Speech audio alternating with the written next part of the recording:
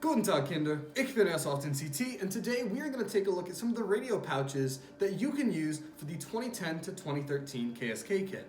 Contrary to what some of you guys might expect, Linderhoff was not the only company that KSK used for their tactical gear. In fact, sitting in front of me are 3 different variants of pouches from 3 different manufacturers that are all kosher for that period. So let's start with one of the most common pouches, and that is the Linderhoff Funkertasche, or the radio pouch. What you'll notice is there are 3 modes of retention here, including an elastic midsection, an over-the-top clip, as well as a Velcro band up top.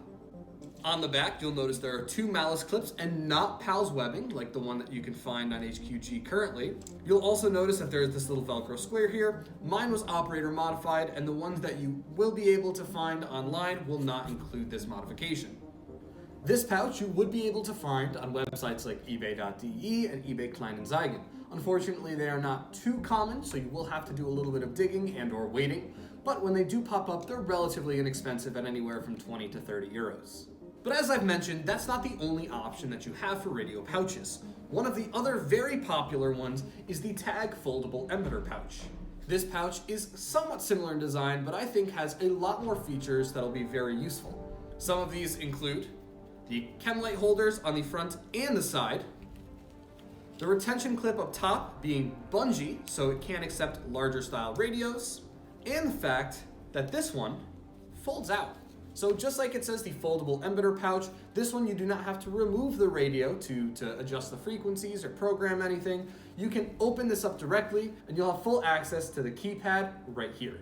You'll also notice on the side of this one is a little window that you can adjust the volume buttons and the push to talk button. You'll also notice that on the bottom of the TAG foldable emitter, there is an adjustment spot where you can adjust the height that the radio sits at. That is another really nice feature from TAG that is not seen on other radio pouches like the Linderhoff. This piece I did pick up brand spanking new from TAG themselves a few years ago, but unfortunately they no longer sell this model. So you will have to look secondhand, but again, they're not too expensive. You can find this on websites like ebay.com in the US for roughly $15 to $30, depending on the condition and or just the seller.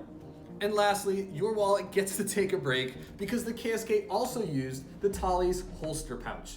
This is the holster for the emitter, the PRC 148, which we'll talk about in a second. But this one is in UCP. And as you guys know, UCP has been phased out in the last few years, so luckily, they're kind of everywhere. You can find these on eBay for as cheap as $6 sometimes, $10. You usually find them shipped for about that price. Sometimes a little bit more. You can also stop in your local surplus store, and odds are they'll have one of these most likely.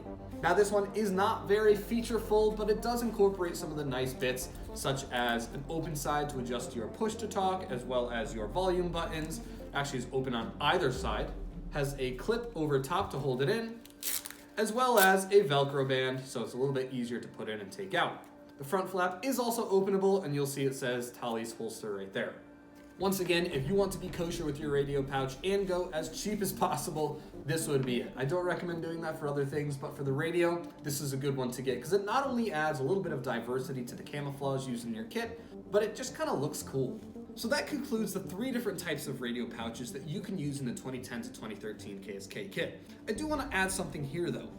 If you happen to stumble upon one of these, this is one of the modern radio pouches. Typically they don't really sell civilian versions, so you'll have to find an issued one, which will be a challenge of course, but these things are very expensive and very rare. So if you do happen to stumble upon one of these and you're working on another KSK kit, don't be discouraged because this is a great piece to pick up for any kits past 2014.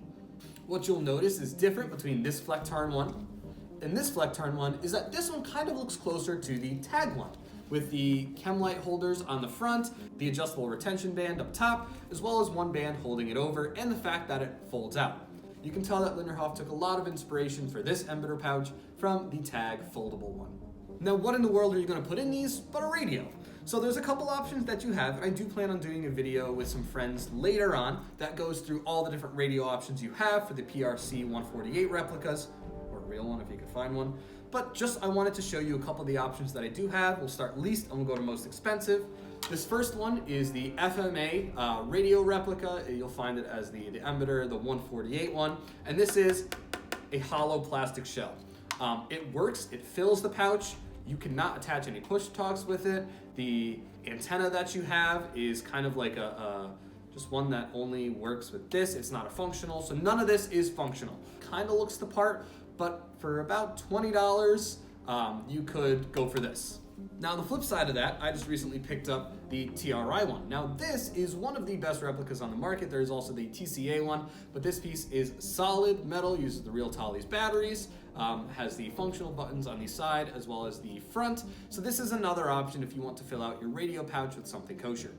Thank you guys for checking out this video. The radio stuff and communication is really important, especially at Milsim West, so hopefully this gave you some insight into what you can use to stay on comms with your squad, or if you're in one of the leadership roles with event staff or leadership in your platoon. This is Airsoft NCT, and we'll call you in the next one.